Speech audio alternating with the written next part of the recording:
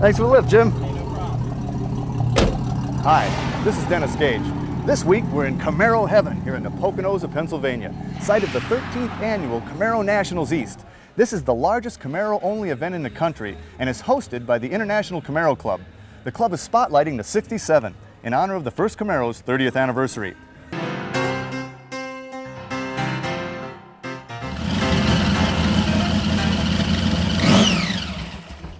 Hey, welcome back to My Classic Car and the Camaro Nationals East. The Camaro, like its arch rival the Mustang, has a strong following all across the country. And walking around here, it's easy to see why. There are some serious bow tie fans here with some seriously hot cars.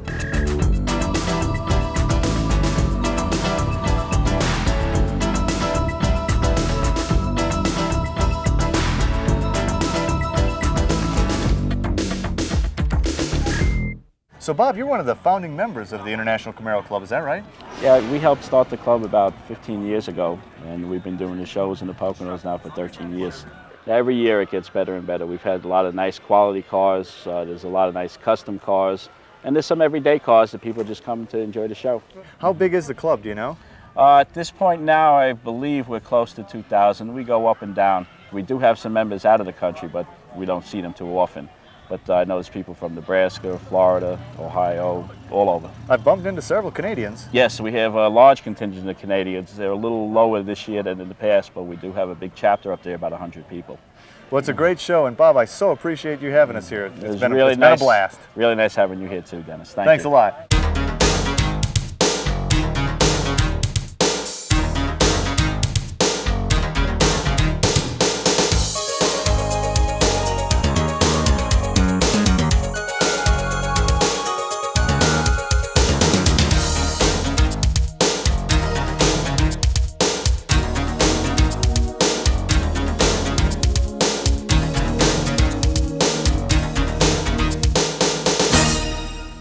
So Bob, you're one of the founding members, but you're also the president of the International Camaro Club, is that right? Yes, I am. How many cars do you think you brought into this event this year? Approximately 200 cars that are being judged and non-judged. And you've been doing this for 13 years. How do you rate this event with previous events? This is the biggest show we've had yet in the past 13 years. And I'm particularly impressed with the quality of cars. Is that common, or is this a really good year? This is a good year. The quality of the cars have upgraded ever since we started. Door kick panel, quarter window panel. Repro quarter panels, door panels, missing screw. The door panel. Does it say what say? Now you also do some pretty special stuff here. You do a certification of Camaros like the Corvette people do. Yes, it's equivalent to the Bloomington Gold, but it's called the Red, White, and Blue certification. And as far as I know, you're the only club doing that. Is that correct? Yes, we're the only one. How involved is that? Oh, it takes like a team of 4 to 5 judges, 4 hours to judge one car. My goodness. So how many red, white, and blue certified Camaros are out there? To my knowledge, there's only 3 cars right now. Thanks so much for having us. Thank you for coming out and enjoying. It's our pleasure. Enjoy the rest of the weekend. We will.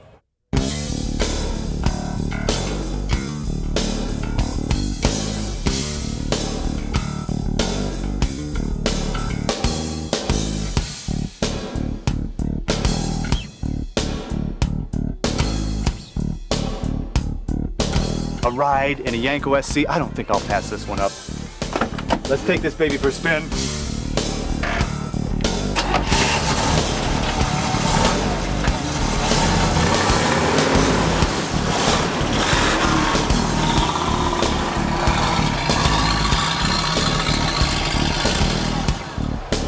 Boy, bumper-to-bumper Camaros, great people, and a warm, sunny day.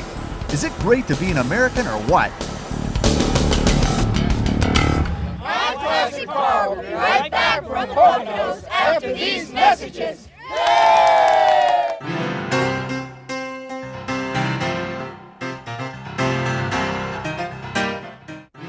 Welcome back to My Classic Car. As we travel the country taping segments for the show, I get the chance to meet car nuts from all walks of life. The cars they enjoy may be different, but they all share the passion.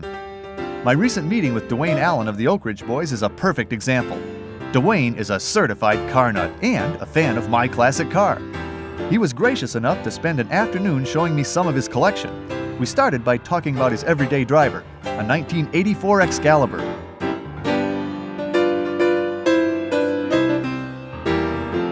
Dennis, welcome to Hendersonville. Great to be here, It's the Duane. home of the country music stars. You bet it is. Where you can go to the Kroger and find Johnny Cash buying carrot juice or Tammy Wynette buying cucumbers right across the street. Or you can even find Duane Allen driving an Excalibur, can't you? You can find antique and classic cars all over this town. Well, now you got a bunch of old cars. What got you into cars, Duane?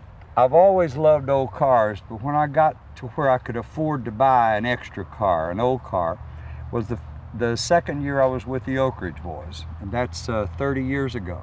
My first old car was a 31 Model A. I found it in Texas, my home state, and I put it behind my car and pulled it the whole way. And it runs like a brand new car, and I've totally restored it since then. How many cars do you have total? I have about 25. Yeah. Now, Brooks Stevens, when he designed this thing and he patterned it after a 1928 Mercedes, he said, I want to build a two-way classic. One that'll get you there and get you back. Now the 84 has a 305 in it. Can we look under it? Sure. Oh, and I always like the hood ornament too, the sword in the stone. That keeps you safe. Yeah, that's right. Now I know they had to pack them in here. That's a fair amount of Take a look in iron there. packed in there. There's very little room left there. I don't know how you change the spark plugs even. But they managed to get it in there. I'll tell you how you change spark plugs. You get somebody else to do Get it. somebody else. And this is the 20th year. This is the 84.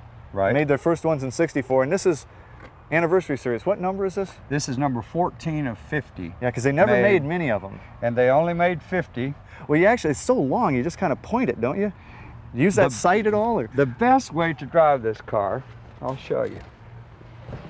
Now, of course, for safety restrictions, we'll need to fasten our safety Well, belt, it is a okay? modern car. There you Modern are. day classic. So we're going to fasten our seat belt. And then we're going to lay it back just a little bit.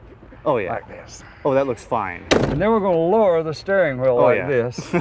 And this is the way you drive this car. Now you pull the steering wheel a little bit, you back it on up a little bit to you right there. And here we go. And you're cruising. And you look around like this and follow the sword. Follow the sword. Just put your eye on the sword and follow it. It's like a tank. You just point it and follow it. You know, Duane, you don't even have to be moving to look like you're going fast in this. It feels wonderful. It is smooth. Well, you wouldn't take me for a spin around the block, would you? I'd take you a spin. I'd rather you take me for one. Wow, to chauffeur Duane Allen around, I can't pass this up. Oh, yeah. You've got to drive it. You might want to put the seat up a little bit. I think I've got it back a little far. It's the only car I've ever driven that will go back further than my feet will reach. And you're a tall boy. Now, let's move this up just a little bit. Oh, there we go. And in front, in between your legs there where you move your seat forward. Got it. Down here. There you go. I believe it's to the right. Well, it does all sorts of things. Yes, it does. It goes six ways. Oh, yeah, this is cool. I do like it. I like that laid back look.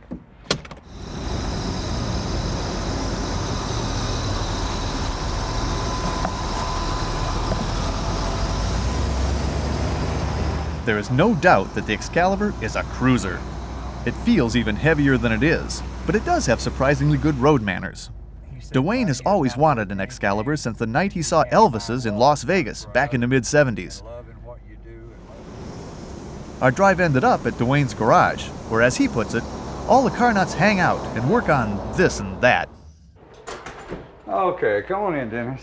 Whoa, you got some toys here. Oh, this is my toy shop. This is where the boys come to play late at night when the wives run us out of the house and we want to come somewhere where we can just tinker with our toys. And you do the tinkering, right? A lot of it. I have a lot of help, especially in the fine tuning. I'm not that good mechanically or in the final work of the body work. I have to help, but I can do a lot of the rough work. Well, it's fun too. This is one I got from the Wayne Newton collection. It was owned in the 40s by the Russian government. It served as transportation for the Russian Tsar, who served as the ambassador from the Soviet Union in England. And of course, all the Rolls Royces are made to the order of the Queen. Oh, lovely. And so, in case she should decide to ride, we have a mirror. Oh, how nice, how nice, very nice. Oh yes, and all of her own little compartments here. And the Queen always rode behind the driver, as you know, for more protection. There's her ashtray. Oh, yes. All of her buttons here that controls everything. You have your own little flip-out Picnic table picnic table here. Burl walnut. And you have pure walnut, and you have crystal inside here for your drinks. That's very nice, yes. And Everyone should have it, shouldn't they? This is just fit for the Queen. I like the right-hand drive. You know, in the U.S., I find that's great for parallel parking. Look down there a little bit. And this is beautiful. Oh, this is one of my showpieces. 31 LaSalle, right? It's a 31 LaSalle. It still drives and runs like the finest car you've ever driven. Oh, they're just beautiful. They are beautiful. We're still working on my 26 Model T here. We're doing a little motor tune-up on it right now, as you see with the hood's off.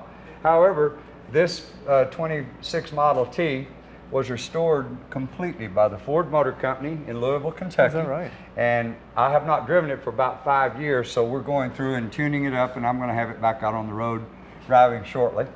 And its partner over here is the first car I ever owned. This is a 31 Model A, Ford Model A, and I've had it for 31 years. And I've been through it and completely restored it. We're putting a new floor in it right now. But it runs everything I've got. This is the Texas car? This is the Texas. I pull this behind the car all the way from Texas. That's my home state. My wife is from Kentucky. This is from Kentucky. That's his and hers. Very nice, very nice. And what do we, now this is an interesting piece. I know it's not 4 wheels, but what is that? Well, I always need an excuse when I'm buying something special.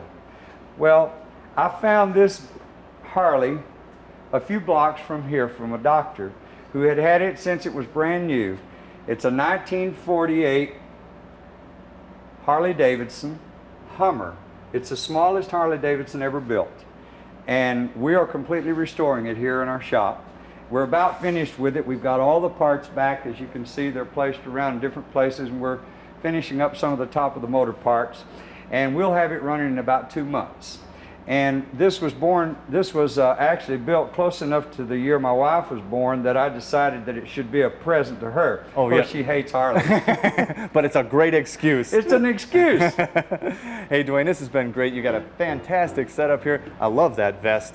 Thank you. Thanks so much for taking me around. This is a little tribute to my friend who lived here in Hendersonville, Conway Twitty, my little Twitty Bird shirt. That's your Twitty Bird shirt. Conway collected cars and was a dear friend of mine. We talked old cars. And for any of your listeners who are out there or viewers that are watching you, if you want to really have fun, get you an old car, fix it up, drive it around. If you enjoy seeing older people have a good time and smile when maybe they may not be feeling too good, get in an old car and drive in front of it. It'll remind them of times when they had fun. And there's so much enjoyment to get out of old cars, and you never really have to worry about people ripping you off. People that deal with old cars are honest, good sincere That's people. right. And I like that kind of company. Thank you Duane, for that's coming to good visit advice. me. Thank you, sir, for having us. And you can work up a good sweat. You doing it, bet you too. can.